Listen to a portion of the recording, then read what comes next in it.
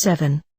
The Genii of the Sun Sphere. Assuming that the magician has become master over the Venus sphere, that in spite of having got into contact with at least a few of its intelligences, he has not become a victim of their temptations, and that he has a good control over the vibrations of this sphere and the preceding spheres, he can go a further step and learn to know and control the Sun sphere.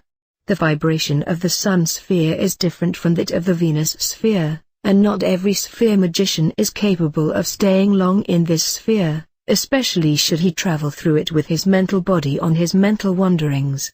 To give a detailed description of the vibrations of the Sun sphere would take much time. The magician will, however, become acquainted with its vibrations by numerous visits to that sphere. He will slowly learn to master it and be able to stay longer in it in order to get into contact with the genii there. Initiates regard the Sun sphere as the so-called light sphere. It is the sphere of our cosmos that is most difficult to control. When the magician has learned to know and to control it well, the following spheres will represent no difficulty to him, and it will be easy for him to get them under his control. A short description of the Genii of the Sun sphere is to give the magician further guiding lines for his practical work. The seals of these genii have to be drawn in a golden yellow color at the time of their first evocation. The graduation that is given under each seal has the same meaning as the one of the Venus sphere. To be well informed about the influence that each genius has on the zone girdling the Earth, and from there onto our planet, is, from the Kabbalistic point of view, most important. The Sun sphere influences life in all the spheres and on all the planets. With regard to man, this influence becomes, as already mentioned in the description of the Mercury sphere and its cosmic orderliness, obvious in the degree of vitality by which the mental, astral and physical bodies are kept together. The Sun sphere is ruled by a total of 45 genii. Their ruler, called Master of the Sun sphere in the Hermetic language, is named Metatron in Kabbalah. In the original Kabbalistic scriptures, Metatron is called the mediator between God and man. Figure 1, Emnesat, the first genius of the Sun sphere, guards and controls the original element of the fire in the whole cosmic hierarchy, on all planets and in all spheres. Figure 2, Lubk, the second genius of the Sun sphere, controls, in his range of power, the electric fluids deriving from the fire principle on all planets and in all spheres of our universe, including all three planes, mental, astral and physical. Figure 3, Teras. The third genius is responsible for the positive and negative effectiveness of the fire element and the electrical fluids in the whole cosmic hierarchy, on all planets and in all spheres. Figure 4, Dubez. The power of the active principle, in man as well as in the mineral, vegetable and animal kingdoms, comes under the range of power of the fourth genius. Figure 5, Amza. The fifth genius caters to the enlivening of the matter by the positive and negative principles, i.e., by electricity and magnetism in our physical world, by the electrical and magnetic fluids in all planets and spheres of our cosmic hierarchy. Figure 6, Imedits. The sixth genius guards and increases the germ power of man, beast and plant. Figure 7, Kesbits. The seventh genius is responsible for the growth of the human being, as well as for the growth in the mineral, vegetable and animal kingdoms. Figure 8, Amaiza. To maintain and foster the drive of self-preservation in all creatures, is the task of the eighth genius. Figure 9, Emvitas. All beings equipped with a thinking mind and therefore also with full consciousness, regardless of rank, are under the influence of the ninth genius of the Sun sphere. Figure 10, Banam. The 10th genius is in charge of the intellectual faculties of human beings and beings on all planets and in all spheres. Figure 11, Serits. The 11th genius in this hierarchy is a higher-ranking original genius of the Sun sphere. He controls the air principle as the mediator between the active and the passive, i.e., the compensating principle in all phases, in all beings, in all created in our cosmic hierarchy, and, furthermore, the cosmic equilibrium between the powers of the positive and negative. Figure 12, Wibiol. It is the task of the 12th original genius of the Sun Sphere to control and guide the wisdom and knowledge of men and beings on all planets and in all spheres. Figure 13, Labuel. The range of power of the 13th original genius covers the control of the principle and the element of water in all its phases of cause and effect in the whole hierarchy, i.e., on all planets and in all spheres of the cosmic hierarchy. Figure 14, Jela. The 14th original genius of the Sun Sphere is responsible for controlling the magnetic fluid in its subtlest and clearest effects in all phases of evolution, on all planets and in all spheres, including all three planes, the mental, astral and physical. Figure 15, Wybitses. The 15th original genius controls the principle of feeling in all beings and human beings living in all the spheres and on all the planets of our cosmic hierarchy. Figure 16, Wybalap. The effectiveness of the light principle in all grades of existence in everything created on the planets and in the spheres of the total cosmic hierarchy is subject to the range of competence of the 16th genius of the Sunday. Figure 17, Sizet. Divine enlightenment from its most simple to its highest form is made available by the 17th original genius of the Sun Sphere to all human beings and all beings of all planets and spheres, either by inspiration, or by intuition, or by any other faculties. Figure 18, Dabeats. The 18th genius of the Sun Sphere is responsible for transferring upon men and beings of all planets and spheres the recognition of the divine virtues and for making them acquainted with the influence of these virtues and for helping man to realize them. Figure 19, Benamal. The materialization of the divine original light within the creation of all planets and in all spheres of our cosmic hierarchy, down to the most inferior expression of vitality, belongs to the range of power of the 19th genius.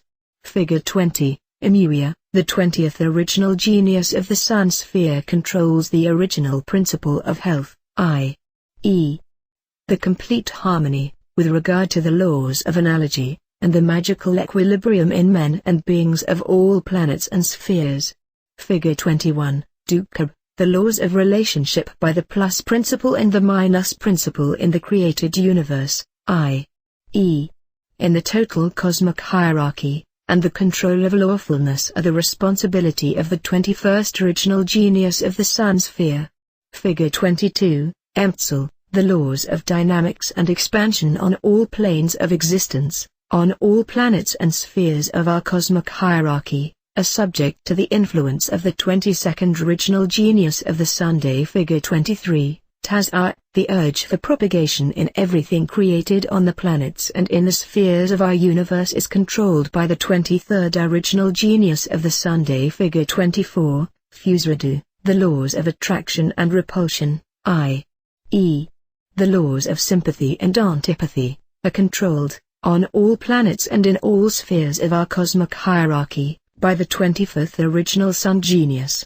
Figure 25, Ferrul. The laws of stability, of cohesiveness and cohesion, on all planets and in all spheres, are controlled and guarded by the 25th original genius. Figure 26, Ebit Cyril. The law of gravitation or attraction, i.e., the laws of weight and gravitation, on all planets and in all spheres, are controlled by the 26th genius of the Sunday. Figure 27, Lomtab. All the laws of transmutation on all planets, in all spheres and on all planes are controlled by the 27th original genius of the Sunday. Figure 28, Cybaeol. The 28th original genius of the Sun is the guardian of all laws of vibration and oscillation on all planets and in all spheres of our cosmic hierarchy. Figure 29, Jaina. All kinds of radiation on all the planets and in all the spheres are subject to the legality controlled by the 29th original genius of the Sunday. Figure 30, Kasrabu. The quality of everything existing in the world of creation is controlled by the 30th original genius. Figure 31, Etzibet. Apart from other things, the exact adherence to the universal laws in all spheres and planes comes under the range of competence of the 31st original genius.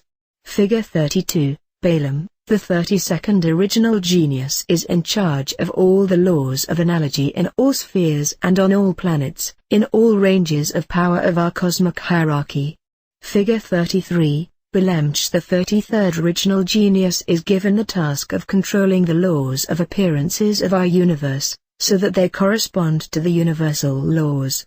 Figure 34, Eresut, the 34th original Sun genius, controls the equilibrium on all planets and in all spheres of our cosmic hierarchy. Figure 35, Tinas, the laws of solidification, of crystallization, of fixation, etc., are controlled by the 35th original Sun genius. Figure 36, Gain, the control of the evolution of men and animals in our universe, in all spheres and on all planets, in all ranges of power, is in the hands of the 36th original genius. Figure 37, Entub, the fate and karma of everything living and created, from the smallest up to the greatest, is controlled by the 37th genius of the Sun sphere. Figure 38, Irab, the 38th original genius, is regarded as the original initiator and is, at the same time, a guardian of time and space on all planets of our universe. Note: the sphere magician knows that time and space only exist where there are physical shapes and created things, no matter whether so-called dead or living creatures. Contrary to it, all spheres starting from the zone girdling our Earth up to the highest spheres of our cosmic hierarchy, but not their planets, are timeless and spaceless. Figure 39, Tybolib, the 39th original genius of the Sun sphere, is the ruler of all ideals of men and beings in all spheres and on all planets. Figure 40, Chabais, the control of the spiritual development of men and beings on all planets and in all spheres, including evolution, lawfulness and the karma, falls under the competence of the 40th genius of the Sunday. Figure 41, Selub, the 41st original genius of the Sun sphere, is regarded as the creator of all original symbols and their original language, the cosmic language, and as a guide of all original ideas that have been realized. Figure 42, Levum, the 42nd genius, is to be regarded the original creator of all magical science and of Quabella. Figure 43, Vasat, is an original initiator into the water principle and its magnetic fluid in all grades of density and effectiveness on men and beings, on all planets and in all spheres of our universe. Everything created in which the water principle is active is controlled by Vasat, the 43rd genius of the Sun sphere. Figure 44, is Absab, all creatures living in water, on our Earth as well as on all other planets, are under the influence of the 45th Sun genius. Figure 45, Dabitsit, is the name of the 45th genius of the Sun sphere. All means of evocation, and, apart from this, all processes of combustion, including fermentation, are controlled by this genius. Judging from their range of power, the original genii of the Sun sphere are to be regarded, in the cosmic hierarchy, as the mediators of the original creator of the planetary system. For the reader's information, and in order to gain a better survey, I have only given an abstract idea of each genius. In relation to the effect of these abstract ideas, there exist many parallels which the magician will arrange intuitively himself, or he receives the according enlightenment during his contact with the genii of the Sun sphere. In any case, the magician will attain that much knowledge that there is a lack of words to tell anything about it in detail. As soon as the sphere magician is master of the Sun sphere, there exists no problem anymore which he would not be able to solve in the right way. His knowledge has no gap, and by means of this spheres he is able to become a perfect adept. For a magician acquainted with Quabella, it becomes now clear why the Quabbalistic initiations tell that the connection with the Godhead will be accomplished on Tiferath, which is the Sun sphere, according to the Quabbalistic tree of life, in which the magician can obtain the union with God. As is told in the tree of life, literally the magician must have covered half of the way to God. That means he must have control over the spheres until the Sun sphere inclusive, whereupon God will go to meet him in the second half, so that it comes to the union with God. In this case it is not a connection with a personified God, but knowledge and wisdom, might and power will be united to one,